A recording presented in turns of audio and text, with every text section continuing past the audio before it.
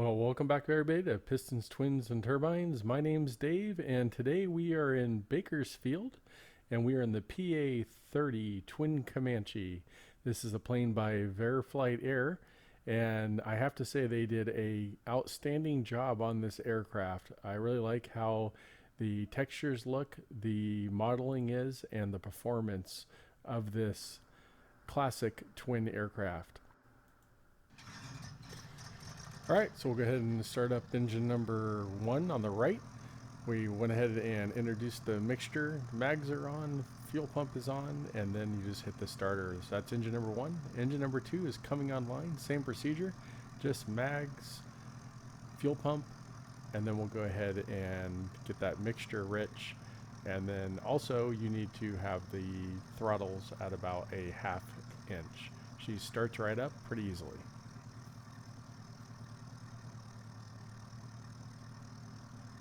I really like the sounds on this aircraft.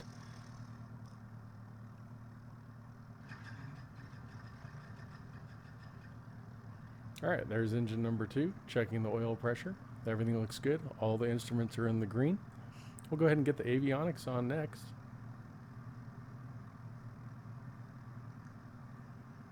And I've already put in our GPS plan, which is really just a return to the airport after we're done with this flight.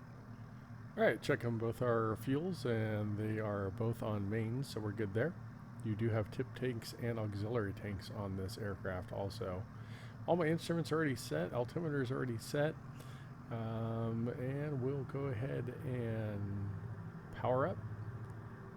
And we're going to go ahead and cycle the props.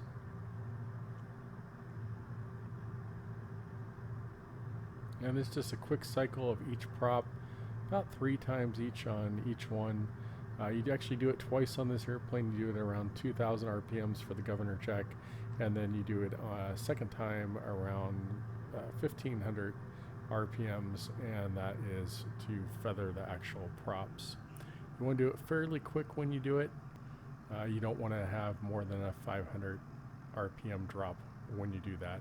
Sometimes at least for me, the prop handles will stick a little bit, and that's probably just me trying to use my mouse and pull them down.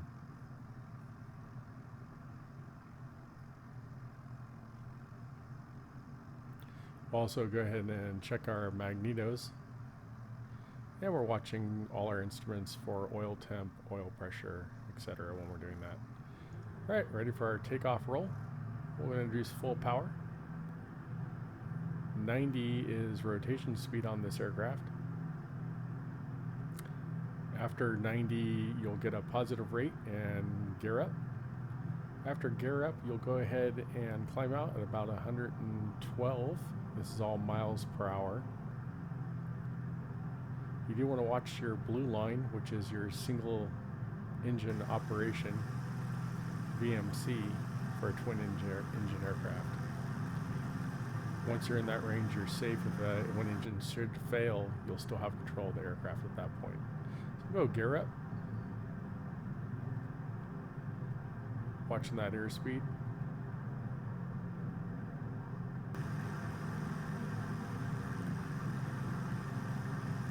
This aircraft handles very nicely. It's very stable.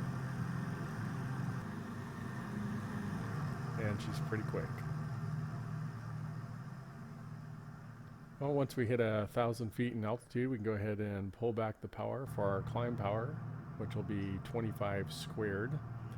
So 25 on the RPMs and 25 on the manifold pressure is what we're looking for at that point.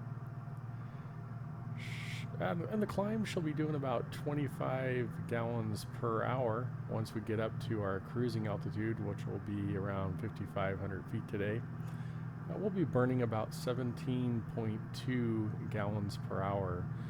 That will be a RPM range of about 24 to 25, and manifold pressure will be basically topped out, throttles full forward. You can dial her down to about 2100, and you can see as low as close to probably 13 gallons per hour or so. So she's very efficient. So once we get up to 5,500 feet, we're going to be in an area over here where we can go through a bunch of maneuvers and test this twin engine out. Nice sunrise over there. It's about just before 5 o'clock in Bakersfield. This is the U.S. Southern California by TrueEarth, so the scenery is pretty amazing. Get our sunshades down there. A little bright. First maneuver is going to be some steep turns. We'll do one to the right here. So about 2,100 RPMs is perfect, 21 squared or so for doing these maneuvers. We get an airspeed right around 140 or so. She handles very well in the turns. A little bit heavy on the controls, but that's to be expected. You get a good bank in there, just watch your horizon if you're visual, or watch your instruments if you're IFR. She'll do just fine for you. We'll do another one to the left here in just a second.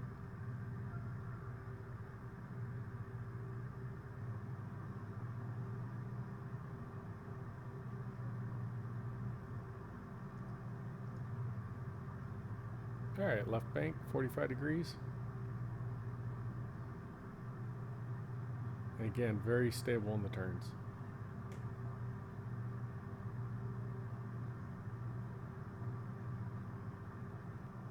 And then right after this, we'll go ahead and go into some slow flight and see how she handles with slow flight.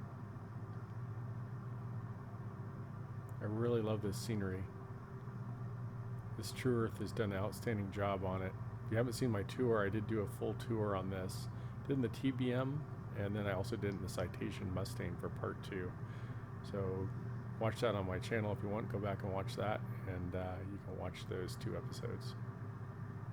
Also do a quick review of the both aircraft. A little bit of training involved, like I always do also.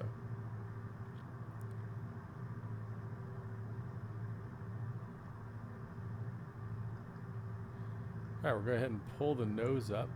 Again, we're at about 2,100 RPMs, 21 squared on the manifold. Actually, I'm sorry, we brought back the manifold to about 15. And we'll get her down right to VMC. Maybe just a little bit less than that. Right around 90 miles per hour or so. We'll just do some gentle turns to the left and right. And again, she's very stable in slow flight. If you already own this aircraft, or if you just bought it, I would go ahead and you can even pause this video and do these maneuvers while I'm doing them. Just pause it along the way. That way you can kind of follow along and get used to the speeds and the angles and the banks and that kind of thing.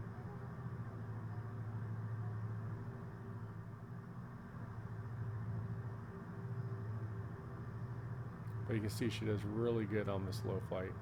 So we'll go ahead and do a stall series here. We'll do a power on and then a power off. Just bring the nose up. You are going to get a buffet. It takes a lot for her to actually drop through. You'll see. There's our stall warning. If you look right out the left window there, right where between the engine and the console, you'll see the first indication of a drop. You'll start seeing a turn. And really you don't even need power. I'm just demonstrating that here. I didn't really give it that much power. I just dropped the nose, used opposite rudder. Always use opposite rudder. You don't want to develop into a full spin, and she'll recover nicely for you. I do a few here where it's just a little bit quicker to recover. So again, just pulling the nose up. You can see the angle we're at about on the outside view here.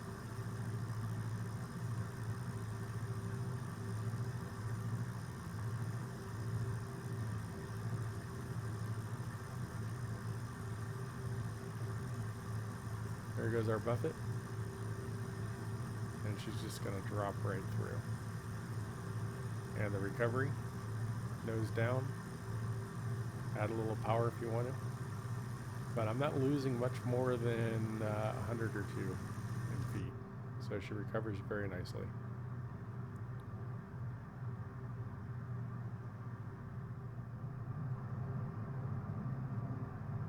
Alright, we'll drop the gear. We'll go ahead and do the same exact stall series with flaps down, gear down in a landing configuration. This is a stall as if pretending that if you were coming in for a landing and you accidentally stalled the plane, flared too early or pulled up the nose. Again, the drop through, a little bit of power if you want, and she comes right back up. And we'll do another one here.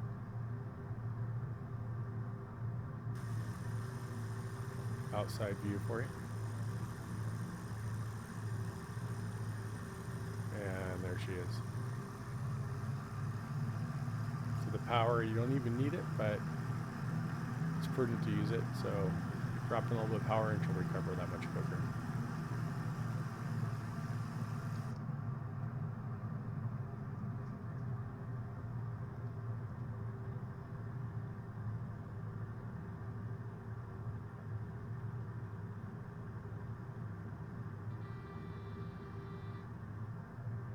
I really like how this plane stalls. It's very easy to recover from. Alright, next up we'll go ahead and do a simulated engine out. We're going to go ahead and drop the left engine out. We're pulling the power all the way back right now. You'll see she starts to yaw. You're going to correct that yaw with rudder. So you always want to identify, verify, and isolate that engine and start working through your checklist items. We're not going to do the checklist items right here. This isn't purpose training, just to see how she handles. So we went ahead and feathered that engine. We've identified it, we verified it, and now we're isolating that engine. So again, just rudder. You want to keep that dead engine up. Basically the ball, you want about a half a ball out.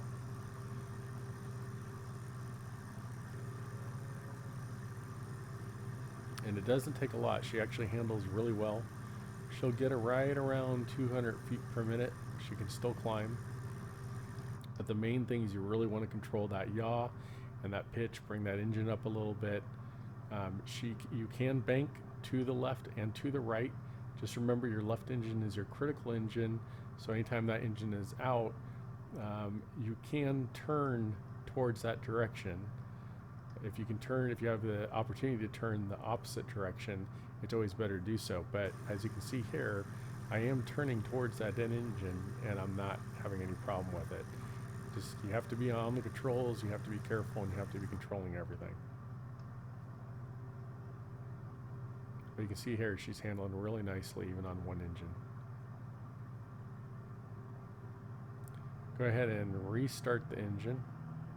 So you go ahead and mags up, magnetos on, fuel pump on, and then you're going to hit the start button and she'll start right up. And then start bringing the throttle up. So you don't want that throttle forward, make sure that throttle's back. Get the 1/2 inch or so there. Just like if you were starting it on the ground.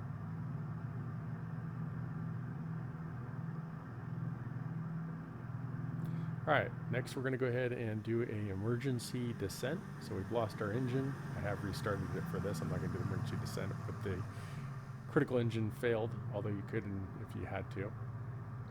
The procedure here for an emergency descent, again, she handles very nicely, is you want to get the plane dirty. So you don't want the plane to be clean. So that means we want to get the landing gear out, 150 miles per hour or under. 140 is probably best.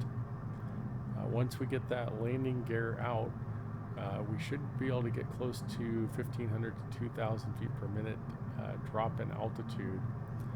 You want those props mixture full forward and then props full forward. Props is going to dirty everything up and increase that drag. And then you'll see as I start banking the aircraft, get almost to a 30 or 45 degree bank, she'll really start dropping. So you can see me pointing out the vertical speed right here. We're pushing 2,000 feet per minute. And watch as I bank in here, and now we're really pushing 2,000 feet per minute. So that's your emergency descent procedure in this twin aircraft.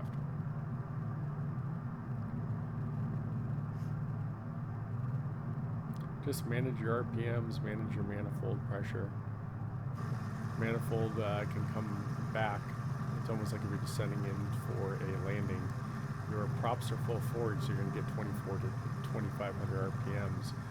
Remember, manifold pressure is controlled by your throttles, so we're going to pull those back, and we're going to get that good 2,000 feet per minute is what we're looking for. We're descent. You can see that altitude dropping off very quickly. We're going to take this all the way down to 2,500 feet MSL, and then we're going to set up for our landing and return to the airport.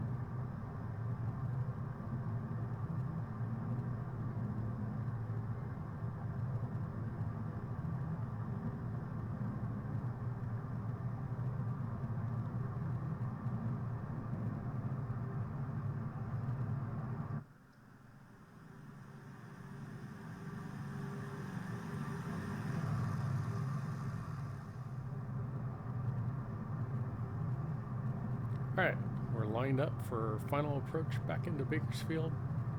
Got our airspeed pegged, RPMs are looking good, full, almost full, you get 24 to 2,500, so I got the props around 2,400 right now. You can push it all the way forward, that's fine also.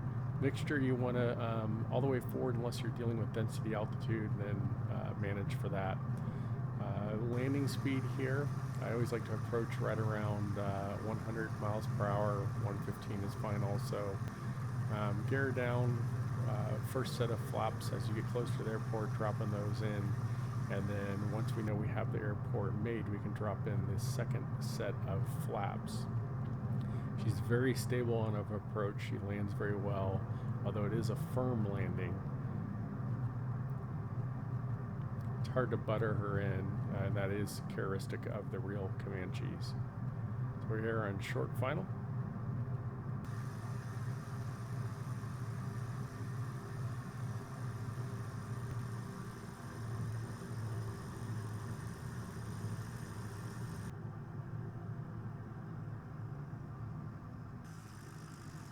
Get that tire squeak. There we go. And we'll go ahead and pull off the runway here, and we'll go over some details of the aircraft. So again, I would highly recommend this aircraft. The systems are modeled really well. The textures are just awesome, as you can see here. You got wing tanks or tip tanks that you can turn those on and off. I'll show you that in a second. But I just really like the look, the way they did this. It's like the paint is bright, but they gave it kind of that older look, which it's an older aircraft, so it doesn't look brand new. There's little spots and little marks. You can see on the back over here the rivets and any of the brackets and connectors, those type of things, look a little bit worn. I really like that look. And it comes with several different liveries, so this is just one of, I believe, 5 of them.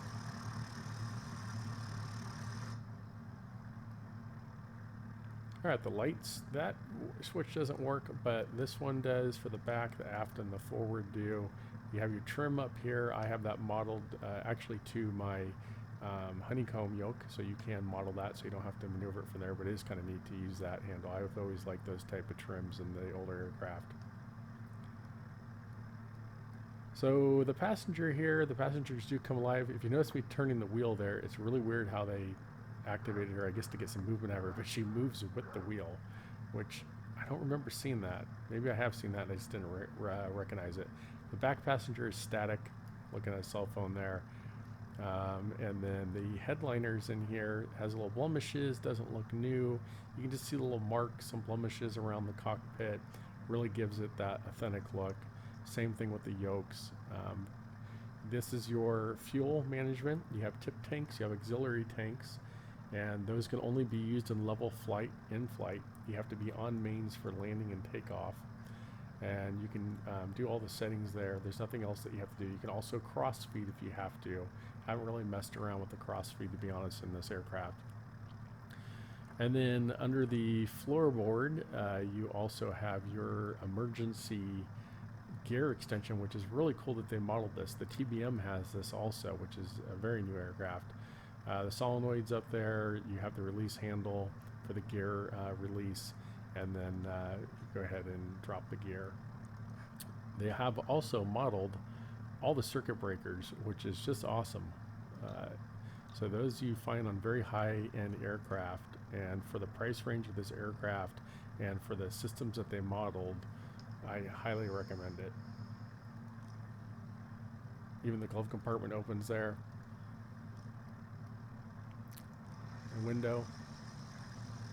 All your switches for starting and mags and everything else is on the side panel there.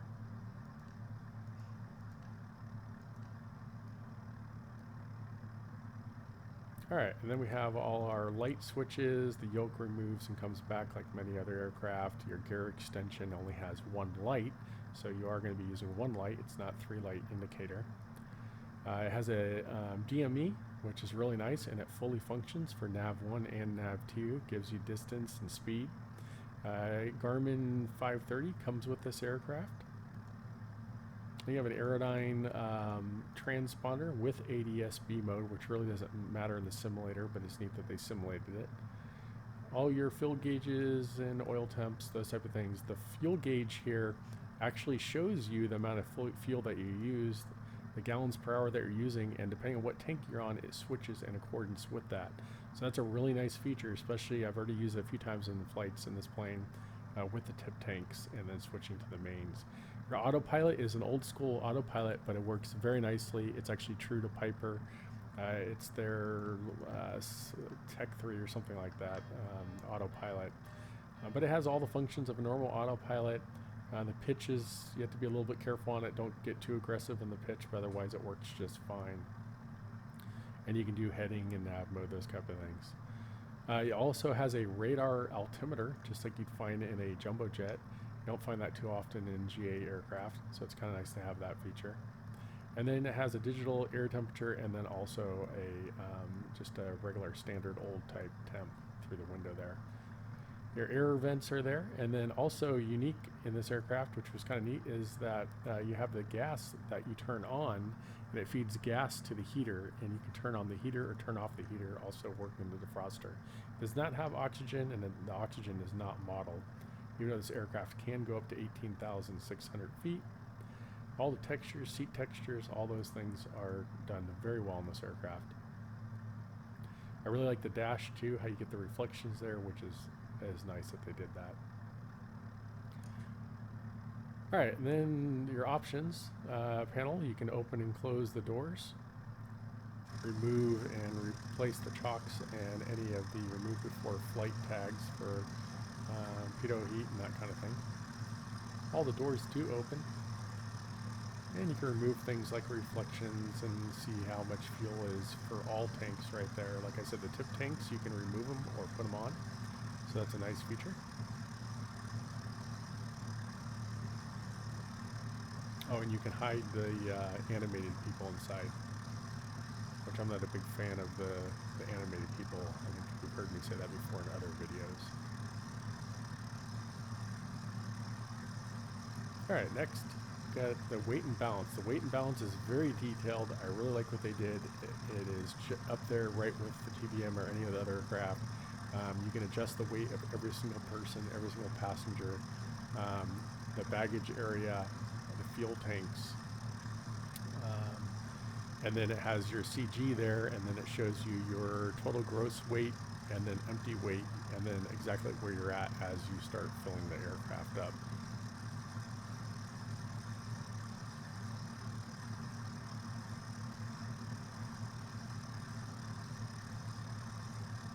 And then last, we'll go ahead and go to the performance chart. It's pretty basic here. This is just the on-screen one, but it's actually useful information. That just tells you above 8,000 and below 8,000. It's pretty simple. But it also comes with a full manual, so I'll show you that. And the manual is very detailed. So It has all your speeds, your V speeds. You'll see as I kind of pan through this for you. Not going to go into detail on each page, but you'll see basically what it comes with. You can pause anywhere you want and read a little bit more in detail if you'd like. But it does come with charts for density, altitude. It does come with, like I said, all the V speeds, gives you an introduction to the aircraft and all its systems and how to operate everything in the aircraft, including pointing out the position of all those items. It goes into detail on the fuel tanks because it's important in the Comanche. Like I said, you can only use the tip tanks and auxiliary tanks in level flight, and then the main tanks for landings and takeoffs. It goes into the detail on the emergency gear drop. I haven't actually tried that yet, but I am going to try it. It goes into detail on the autopilot and then all the instruments on your panel. Transponder, and then a bunch of different speeds for you, performance of the aircraft and critical speeds, those type of things. Weights and balances, top speeds, 205 I believe it was, 194 at 8,000 feet. That's really good. That's moving. And she does that on not much gas. That's the nice thing. If you fly this, you can go pretty far distances with the performance that you get out of this and the fuel efficiency you get out of this. It's one of my favorite twins to fly, and I highly recommend it, as I said before. Well, thanks for joining me today, and I hope you enjoyed this introduction to this plane, and I will catch you on the next flight.